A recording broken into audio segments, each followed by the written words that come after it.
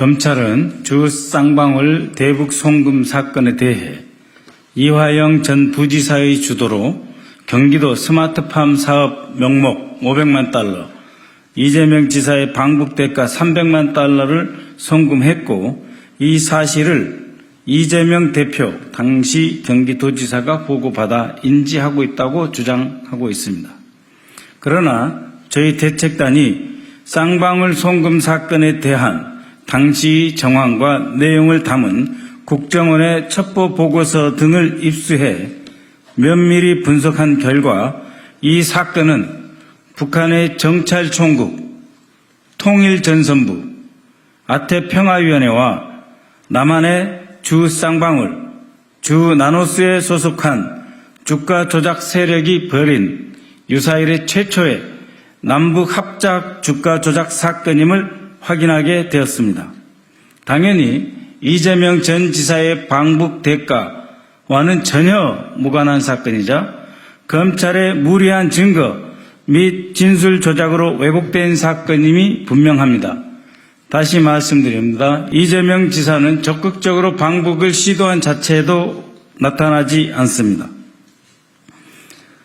국정원 자료 등에 따르면 이 사건은 크게 3단계로 구분할 수 있습니다.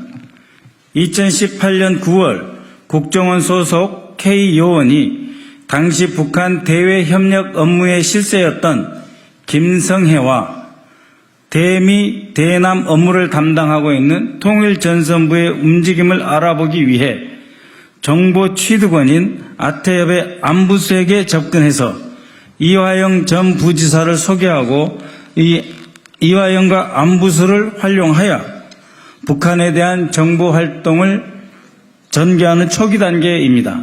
이 초기 단계에서는 비교적 안정되게 정보 활동이 진행되었습니다. 그러나 2018년 11월경부터 주 쌍방울의 김성태 씨가 등장하면서 공작 목표 달성에 장애가 초래되었습니다. 2018년 12월 북한의 김성혜는 안부수에게 이화영과 사업이 진척되지 않음을 토로하고 김성혜가 안부수에게 농장 사업을 추진하기 위해 200에서 300만 달러를 요청하였습니다. 아태협의 안부수는 이때 주 쌍방울의 실질적 사주 김성태를 끌어들였습니다. 이 흐름을 보면서 당시 국정원 지휘부는 민간 사업가 김성태와 아태협 안부수가 함께 당초의 정보 획득 목표 및 공유 원칙을 어기고 북측과 직접 접촉 및 거래하는 상황을 파악하게 되었습니다. 그리하여 상황이 매우 위험성이 커졌다. 또 주가 조작으로 활용될 가능성이 높다. 국가정보원이 연루된 정황이라고 보도될 수 있다라고 하는 점을 감안하여 공작을 종결하였습니다. 즉 애초에 김성혜 통일전선부 책략실장과 김영철 통전부 부장 등이 연관된 동향 파악이 목적이었는데 주 쌍방울의 김성태가 통전부와 직접 접촉할 뿐만 아니라 그 동향조차 제대로 K요원을 통해 보고되지 않는 상황은 일종의 사고로 판단하여 종결한 것입니다. 한편 아태협의 안부수는 2018년 12월 26일 북한의 김영철 통일전선부장을 초대소에서 만나 포괄적 성격의 경협 합의서를 두 사람이 작성하였습니다.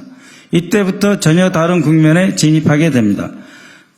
또한 이 국면 진입에 관해서 당시 북한의 정찰총국 소속 리호남은 대북 사업이 한국 기업의 주가에 큰 영향을 끼치고 돈을 벌게 할 수 있다는 점을 알고 있었으며 남북 경협 사업을 내세워서 기업의 확장과 이익 추구가 가능하다는 데 차간 이호남이 안부수와 김성태 등과 논의하여 주가 조작 가능성을 제안한 것으로 파악하였습니다. 바로 그 직후인 2019년 1월 주식회사 나노스는 본격적인 대북 사업 진출을 보여주기 위해 김형기 전 통일부 차관을 고문으로 김영수 전 현대 아산상무를 사내이사로 영입하고 자원개발과 광물성 제품 개발을 신규 사업 목적으로 추가해 본격적으로 주가 부양에 나섭니다. 주가가 11일간 무려 82%나 수직 상승하였습니다.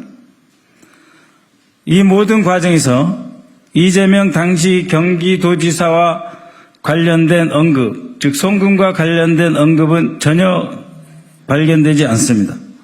더구나 2019년 9월부터 이재명 지사가 선거법 공판 2심에서 벌금 300만 원이 선고되어 더 이상 북한을 방문할 수 없게 되었다라고 하는 것은 경기도 실무자들조차도 국정원 직원과의 접촉에서 확인한 바 있습니다.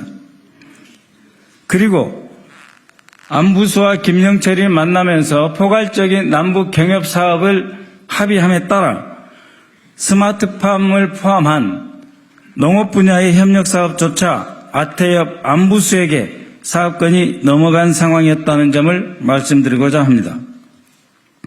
본 사건은 이재명 방북을 위한 비용을 마련하기 위한 사건이 아니고 대북 사업을 매개로 북한 당국자들이 개입한 쌍방울과 나노스, 즉 한국 기업과 결탁한 주가 조작 사건이라고 결론 짓습니다.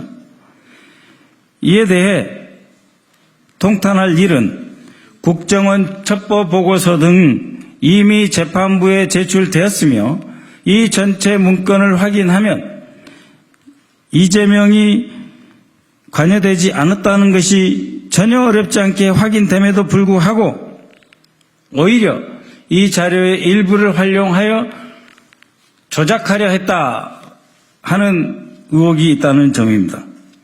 검찰은 조작, 허위사실 압박 등을, 진술 압박 등을 계속 강요해서 국정원 첩보 보고서 등의 자료가 확보되어서 이재명의 연관성이 사라졌음에도 불구하고 이화영을 불러내서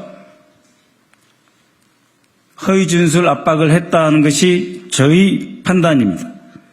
이러한 모습은 다른 사건, 특히 전 정권 인사재판에서도 상당히 유사하게 발견되고 있습니다.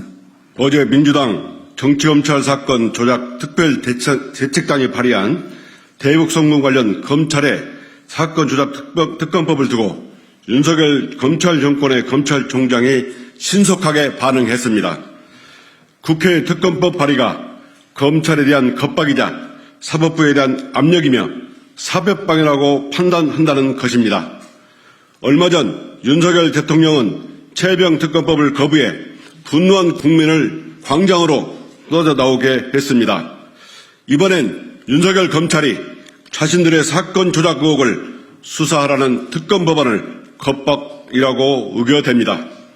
윤석열 검찰 정권에 엄중히 경고합니다. 국민의 군림하고 무시하는 행태로 일관한다면 결국 윤석열 검찰 정권의 몰락을 자초하게 될 것입니다. 수락석출이라 했습니다.